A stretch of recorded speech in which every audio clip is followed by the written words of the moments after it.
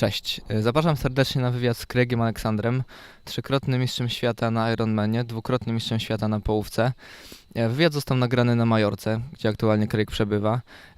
Miałem okazję przypatrzyć się, jak Craig trenuje, jak podchodzi do sportu i mogę wam powiedzieć, że w wieku 46 lat, gdzie już 25 lat w tym sporcie, wygrał już wszystko, ale ciągle przemawia przez niego nieprawdopodobna skromność, nieprawdopodobna chęć pomocy innym oraz chęć przekazywania wiedzy, którą nabył przez tyle lat, przez tyle treningów, przez to, że czasem wygrywał, czasem też przegrywał. Mam nadzieję, że i zawodowcy, i właśnie age grouperzy wyciągną z tego wywiadu jak najwięcej. Zapraszam serdecznie.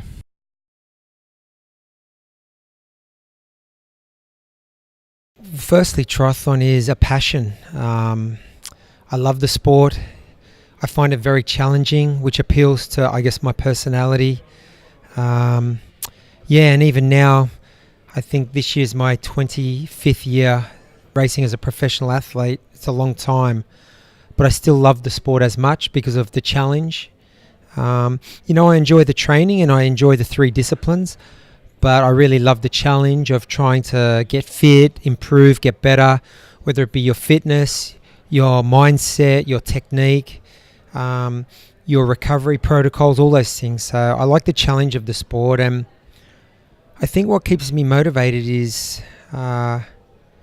just a promise I made in the beginning, which was to fulfill potential, to eventually be the best athlete that I was capable of. And that was true on day one, and it's still true now after 25 years. I still really just want to be a better athlete than I was the season before, the day before, and do things that help me achieve that.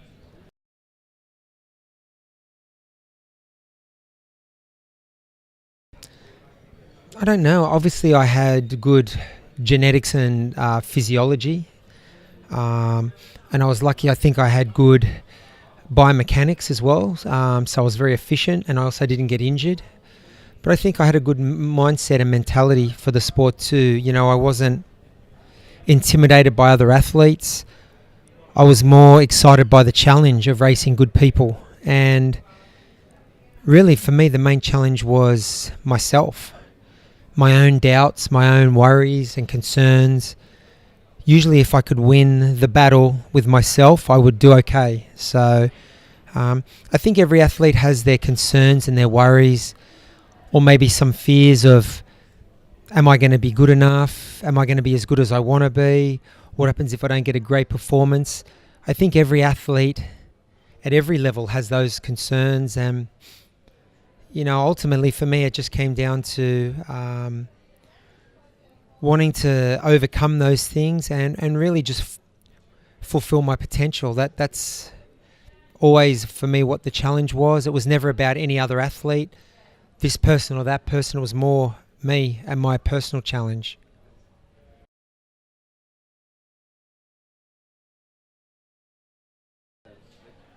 I think there was never a lack of motivation. In fact, when I won the first time, there was more motivation, because I think when you feel it and experience it once, you want to feel it again. But also, just because I won the first title, I didn't feel that I was at my potential still. And I saw a little glimpse of what I could do, but I wanted more. And I also saw the mistakes and the limitations as well. I think when you win, sometimes you might think everything's perfect, but all it means is you get to the finish line first. It doesn't mean the performance was perfect or what you were capable of. So no, there was never any sort of feeling once I won to relax or a lack of motivation. It was the opposite was true. I was more motivated because I thought I had a little glimpse of what I thought was possible, but I also saw what the limitations were, and I wanted to improve. So there was probably more motivation to be better.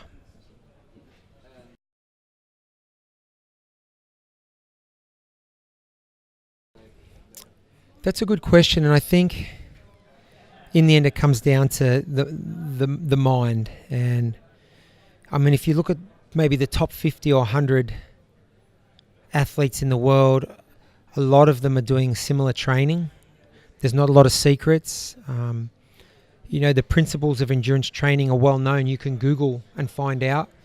I think in the top 1%, the genetics and the physiology is pretty good. Everyone has good, physiology and physical capabilities. But I think in the end what it comes down to is your mindset, and two things in particular. Firstly, your ability to be calm under pressure and make smart decisions. And also, that's the first thing. And then I would say the second thing is a real deep belief that you can do it. And that's different to sitting there at the press conference and talking about doing it. It's a belief in here that when in the middle of the race, when it gets hard and maybe things are not going as planned and you're not in the good position, that you still believe you can do it.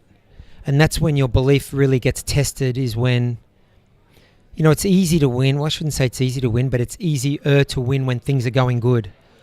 But when things go bad, that's when it really tests your toughness and your resilience, and also your belief that even though a quarter of the way, a halfway, 3/4 of the way into the race, it's not going as planned, but you still believe you can turn it around. I think that's the difference. Some people really believe and others hope.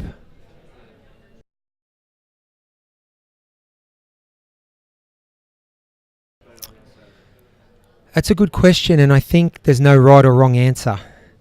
I think you have to find out what works for you. Some athletes like to train alone and they get the most out of themselves. And I think training alone for me it was helpful.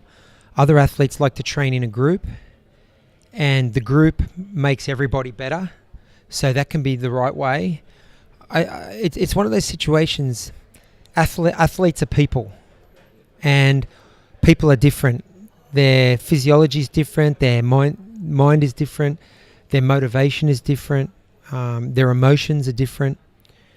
So I think it's one of those things, and that's the same with a coach. You might have a coach who's really good for one athlete, but not so good for somebody else. And because their personalities don't work together, or maybe the communication doesn't work here as well as here. But for me, I always found Frank to be very smart. He knows the sport. He's been in the sport a long time. And he understands that sometimes it's the smallest detail that makes a difference. And a big difference, or even just a little difference. And where I was racing, a little difference is important. 1% is the difference, often between first and fifth. So I liked Frank's mind and the way he interpreted the sport and the way he made recommendations for going forward, what he thought were good ideas and why. He could always reason and tell me why, and he's a very good communicator. So for me, I thought that was important, that he just didn't say, do this. He knew the way that I thought and the way my mind was wired, that I needed an explanation why it would work. Because he could say to me, do this training, but if he said to me, do this training and here's why, it would always be better for me and more impactful.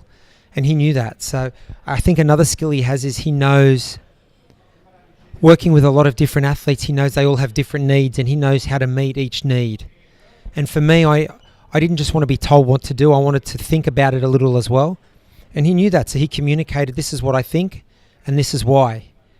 And then he would say, what do you think? And we would go back and forward, and usually we would agree on a lot of things. So, but that wasn't the reason I liked him, because we agreed. I liked just the way he presented his ideas and communicated them, and also the way he thought about the sport.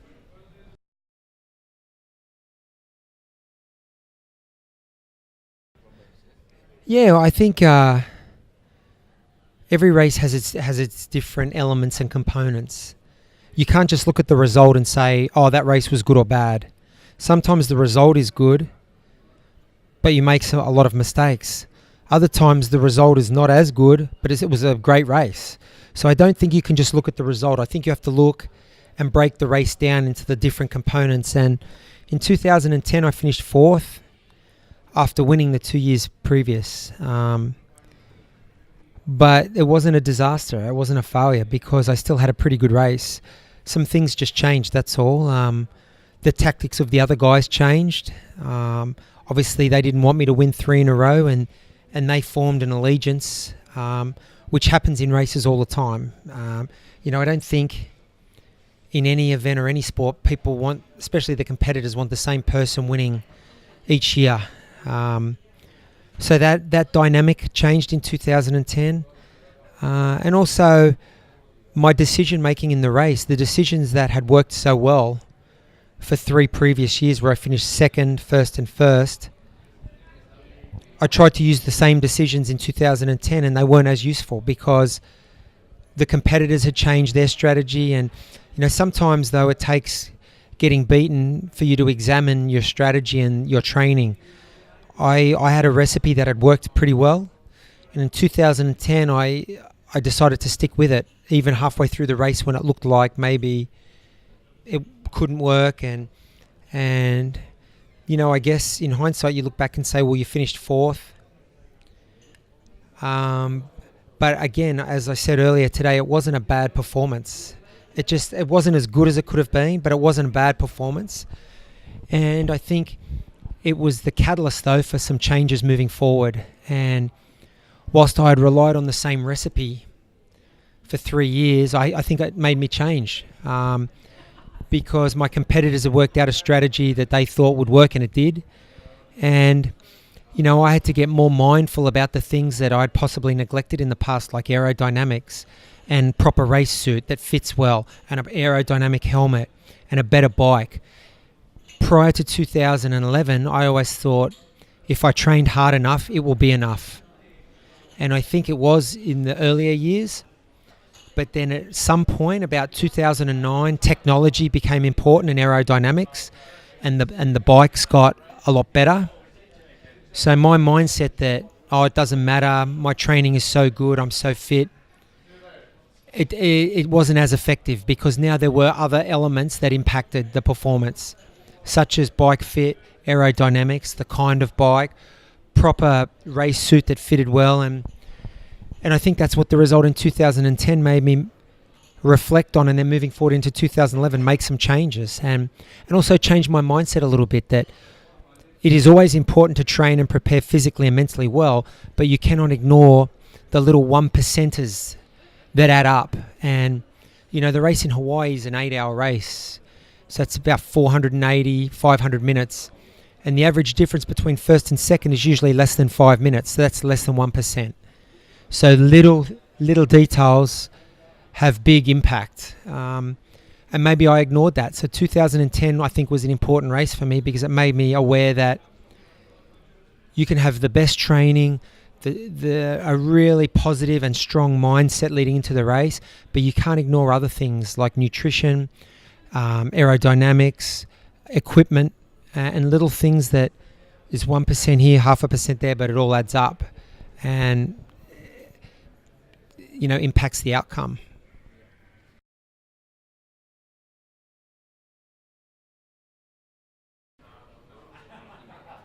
Yeah, absolutely. I think the best athletes are the most balanced athletes and the happiest athletes because stress and worry and always second guessing and negativity impacts your energy, which makes your physical performance drop.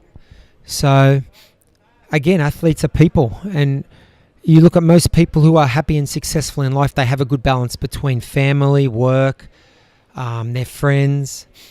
And I think it's the same as an athlete. You have to be aware, though, that sometimes the balance is heavy one way or the other. When you're training for Hawaii, you are almost single-minded and focused and nearly obsessed with the preparation for that race. And I think that's okay as long as after the race you can go the other way a little bit. So I don't think it's possible to do a race like Hawaii and be completely balanced the whole time. But you have to understand that the whole picture needs balance, though.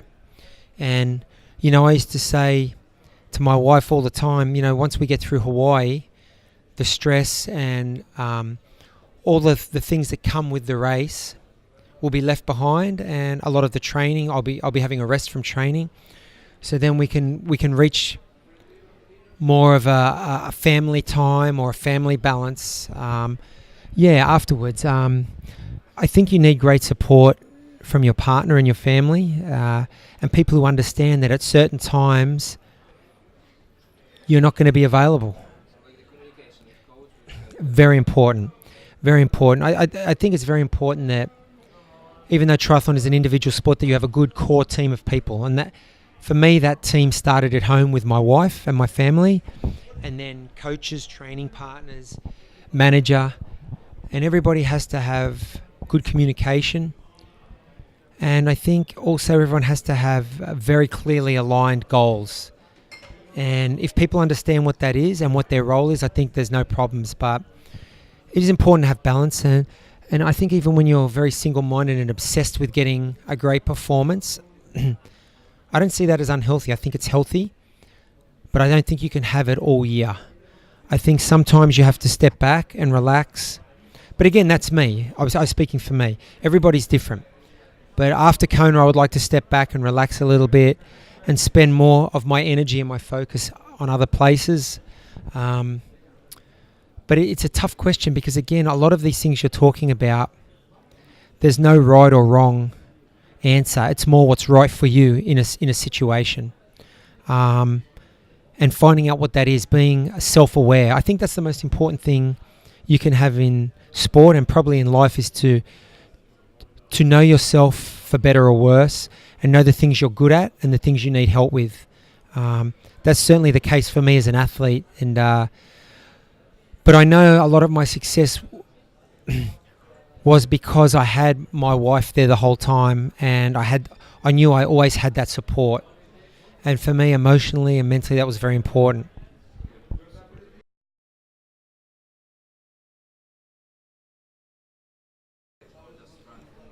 You know, it's a good question. For most of my career, I was self-coached, but I had a lot of people who helped me. Frank was probably the main one.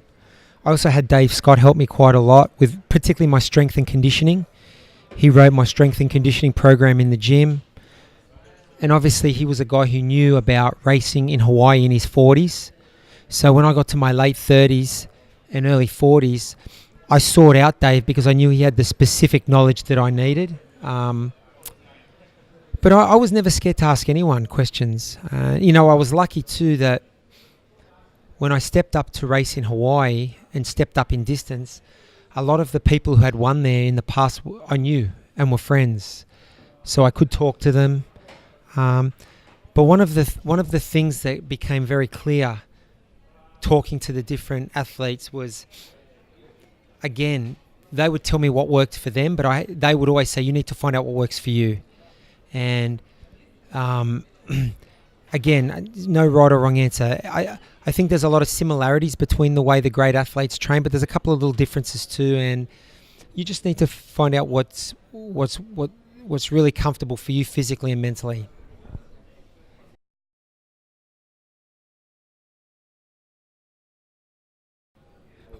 Well, I think the main thing is, and this is where, I've learned this from Frank, when you work with amateurs or age groupers, you have to make the training adaptable for their life. You don't just give them a training program and say, do it. You need to work out, is that person, what are their goals? Is it just to lose weight? Is it to finish a race? Is it to win a race? Is it to qualify for a world championship? So first of all, you have to know what their goals are, and that's different for every person. Then you need to work out what their past history of training is. So what their level of ability is and what their time availability is. And that's going to be different for every athlete. Plus, some athletes have jobs that are more demanding, so that's going to impact on the training. So watching Frank and some of the other coaches, what I've learned is you've got to come up with a consistent, sustainable training plan for that individual based on their time availability, their level of ability, what their goals are, their previous training history, what their job is, do they have any health situations that impact the training, all those things. Again, it's not one size fits all. It's not just about saying, here's the training that works, do it. It's about saying, well, given your lifestyle and your goals and your time availability, let's adapt the training for you. and see. So I think that's the main thing. I think the main thing I see with the age groups athletes is they maybe they just try and mimic the pros, or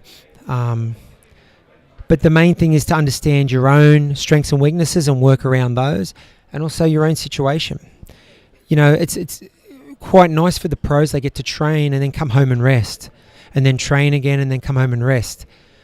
Most age groupers I know have to train and go to work, you know, and be busy, stand on your legs a lot, emotional stress that impacts the training.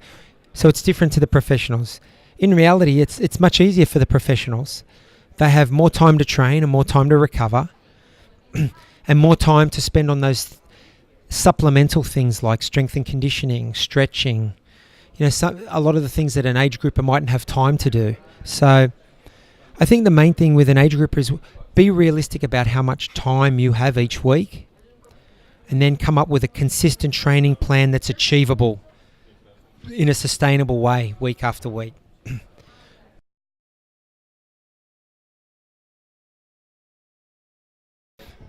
I think I got good advice when I was starting out, and it was be consistent with your training. It's the cornerstone, and you know, look at what a lot of the good athletes are doing, but again, understand that that's what works for them, and maybe take different bits, but work out. You got to find out what works for you. The main thing is to be consistent, and also, you know, some good advice I got, and I would say to my younger self is, don't be scared to ask for help, and try and be versatile, be able to race all the distances, and work on all three disciplines. Make it your strength to be consistent in all three. And above all else, have fun. So seek help, ask questions, set some goals, and have fun.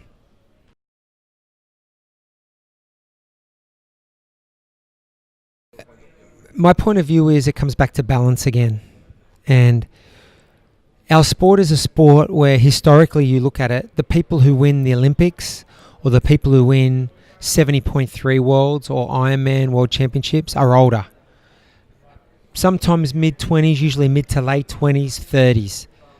So that means you have plenty of time to do high school and then maybe get qualifications after high school, either university or practical qualifications. And I think you can do that while training at that age. I think when you finish school at 17, 18 years of age, you don't have to go to full-time training.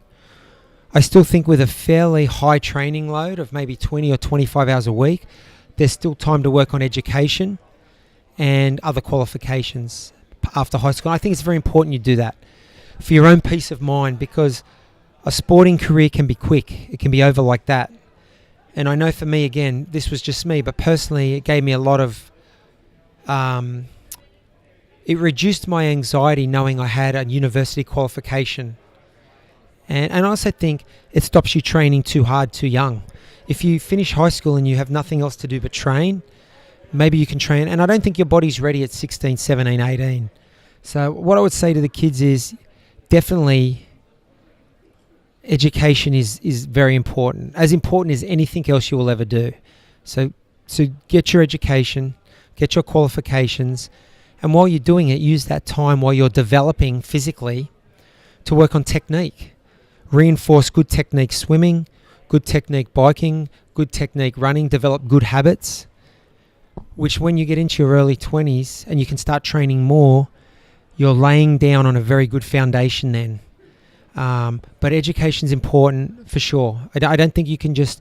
I don't know. Again, I can only really speak for myself, but it would have been unhealthy for me after high school to just focus on sport. And I didn't start triathlon until I was 21 anyway. So I was already halfway through my university degree when I started triathlon. So I was always going to finish the degree.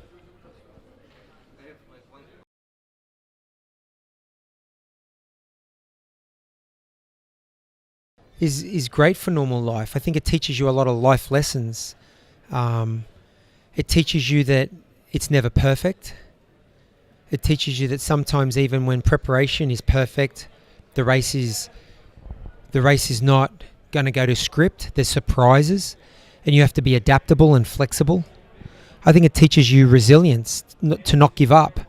Um, I think it teaches you to be passionate about something and care about something so much that you prepare and do things the right way because the outcome is important to you. So I think there's a lot of lessons there that carry over into real life. Sport is it can be a very good test, and it can be beautiful, and sometimes it can be incredibly challenging and frustrating, just like life.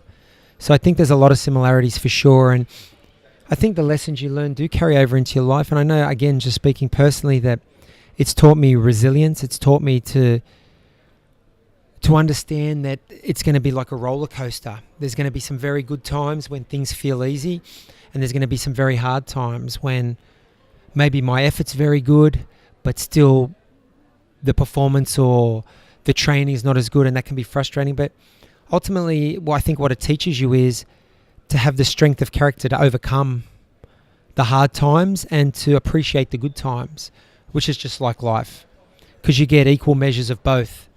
I think it teaches you that sometimes you get good luck and sometimes you get bad luck, and you can't complain or be happy about either, because usually it's 50-50. You hear a lot of athletes say, I get so much bad luck. I think every athlete gets an equal mix of bad and good luck. It's being able to recognize the good luck and be in a position to capitalize.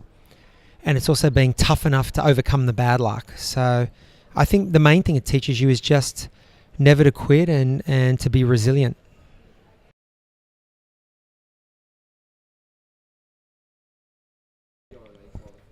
Yeah, I obviously I am still racing, but I'm 46 years old this year, so you can't race forever. I race because I still love it, and I'm still performing at a decent level. So, and the challenge is still the same: to be better, to improve. So, but I'm not going to be able to race forever, and it's actually been a long time, maybe 3 or 4 years since training was my main priority every day when I wake up.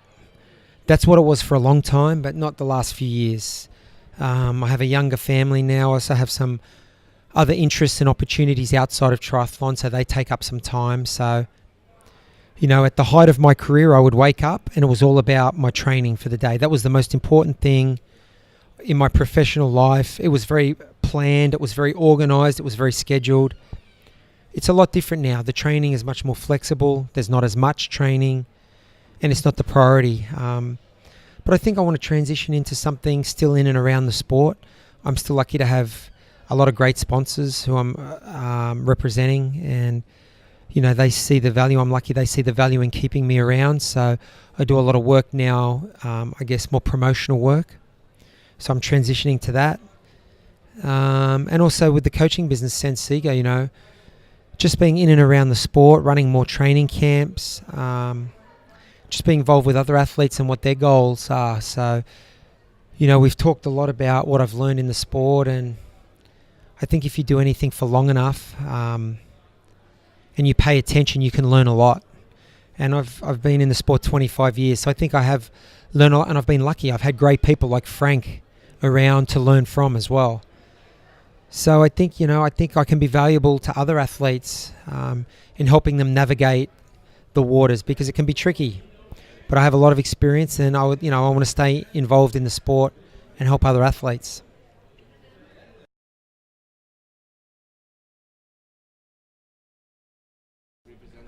I think as you're a young athlete coming up, the main focus is on performance.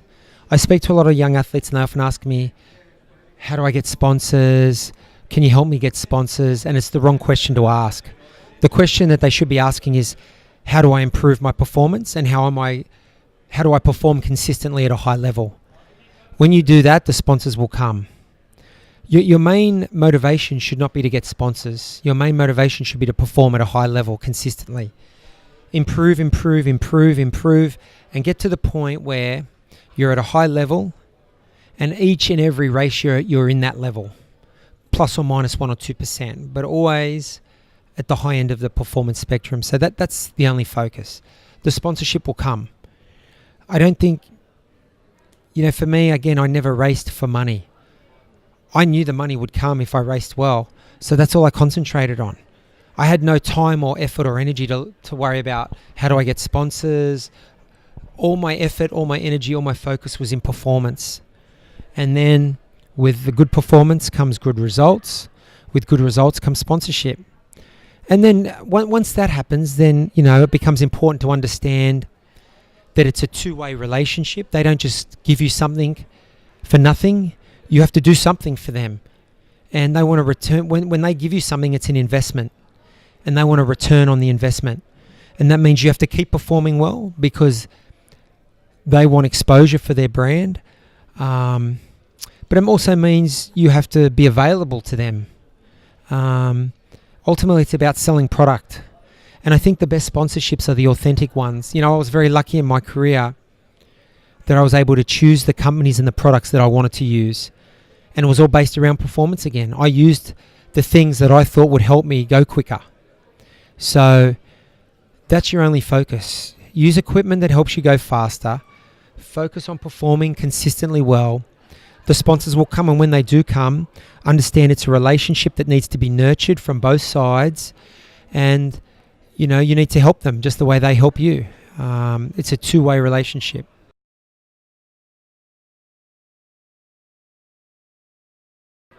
My pleasure.